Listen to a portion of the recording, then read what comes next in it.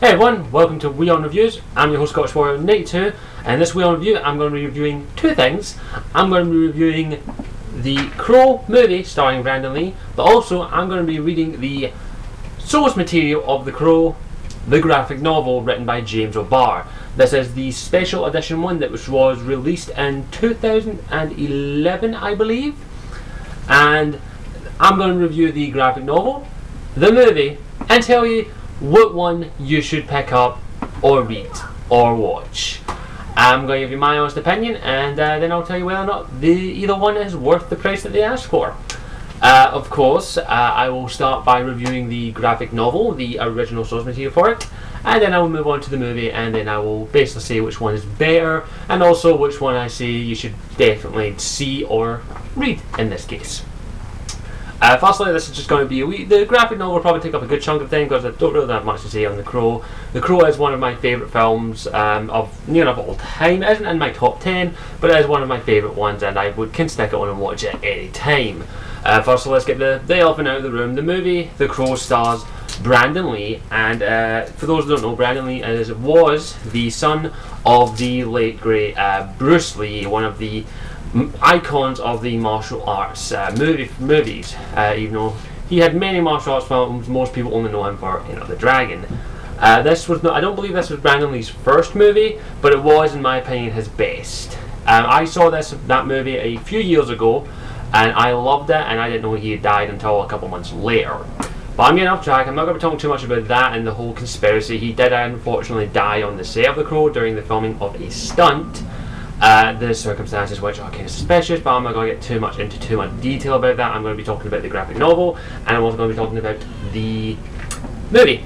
So let's get to the graphic novel first. This is the special edition one which I got this year for my birthday, and I've always wanted to read it. I just could never find a copy of it, and it was there. I said, fuck it, let's pick up and read it.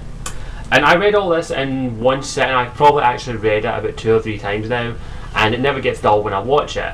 Firstly, I'll compliment. I don't know, you don't normally do this, but I'll compliment on the cover. Basically, I actually do like this style of cover. It's got this nice wee feel to the texture of the cover, which I really do like, and also the feeling of the pages as well is quite nice. But firstly, I do want to mention one thing. James O'Barr did put a special page in here, which I think was very generous of him, and also nice of him to do that, because it kind of speaks volumes about his character, in my opinion. There is actually a memorial page to Brandon Lee.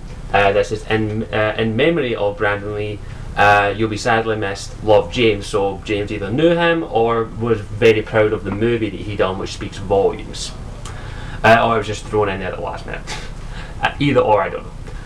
But firstly, I'm going to explain the story of basically the Crow graphic novel and movie, which is basically a story of revenge, but also sympathy, in my opinion. The story follows the character of Eric, who is brought back from the dead after a year, the year after his death, basically, and also the death of his fiancée, who was raped and killed in front of him. Very, very dark story, I'll say that right now. So definitely not for those who are a little squeamish and also very sensitive on certain topics. But I will tell you, the story is very well structured in both the graphic novel. It's very well structured, in my opinion. It's got a nice wee story. I don't want to spoil too much about the story, but most people know the story. But even then, I'm not going to spoil, for that is the one rule of my WION reviews. I do not spoil anything, whatever I'm reviewing. I will say that the story is very well done, and it's basically just Eric seeking vengeance on basically those who wronged him and killed him and his fiancée. More so for what they did to his fiancée, whose name I cannot remember for the love of me. I'm sorry, it's just one thing I've never been able to remember his names very well. The reason I remember Eric is because it's simple, and in fact I'm going to have to check. What's her name? I should have checked it beforehand, but oh well. What can you do?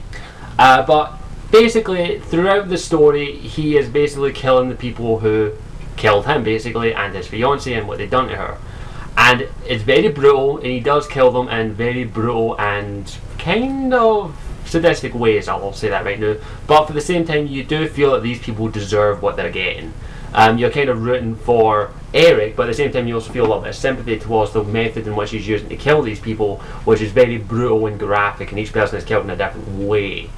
so to speak, and he's saving basically the boss until the end, which don't want to spoil, but that's basically the story. And throughout the story, it does cut between modern time in the Crow setting, where he's doing this, and also he's also quite conflicted about what he's doing, also asking questions why he's doing what he's doing, also reciting different bits of poetry as well, which is very well done. And it goes from, well, I can compliment on this, well, the art style is also part of the story as well. From this art style, you can see that it's quite dark, quite broody, and also quite saddening. It's sort of like screams out vengeance and pain and anger. That's what it says to me anyway, and that's what I think is very well done in this. This is actually hand-drawn art that's been scanned and then of course redistributed, but it isn't computer made or anything. It's all hand-drawn and then it's distributed basically. And it's very well done in my opinion. That's the art style for like the modern times, and graphic novels don't really have to do this all the time, but they do. The artist who done this, I believe, I think it's James O'Barr. I think he is an artist as well. There is actually a difference between the modern time art and the flashback art, which basically is him remembering times with his girlfriend, and I'll try and get a good example of it that isn't too spoilerish. And it does get to very sad scenes, even gets to the point of self-harming, so it's very emo, very goth. I'm trying to find a good example of the art of when he's having his flashbacks. Here. You can see that the art is not drastically different, but very different in my opinion.